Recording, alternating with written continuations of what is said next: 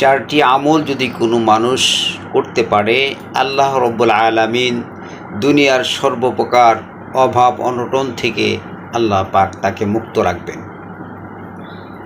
তার এক নম্বর হলো সিদক হাদিসিন, সে সদা সত্য কথা বলবে, কখনোই মিথ্যা কথা বলবে না। সত্য যদি কোনো মানুষ বলে, তাকে আল্লাহ রব্বুল আলামিন মান সম্মান ইজ্জত বৃদ্ধি করে দেন, তার প্রতি আল্লাহ পাকের রহমত নাজিল হয়, সর্বপ্রকার গুনার কাছ থেকে সে বেঁচে থাকতে পারে।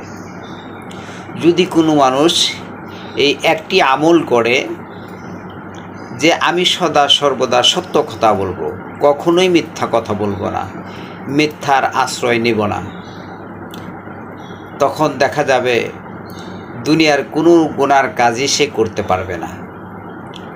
যে কোনো গুনার কাজে যাবে তখন সে এমনি এমনি ফিরে আসবে, তার কারণ সত্য তাকে গুনার কাছ থেকে ফিরে রাখবে।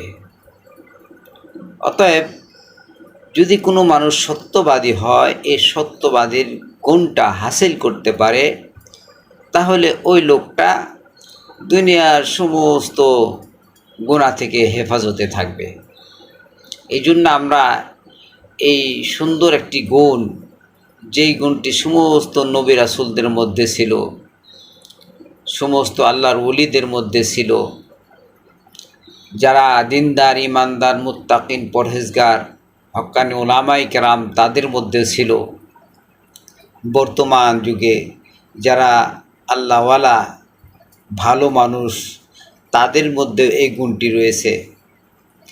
এবং কিয়ামত পর্যন্ত যত মানুষ পৃথিবীতে আসবে, প্রত্যেকটা ভালো মানুষের মধ্যে এই গুণটি থাকবে।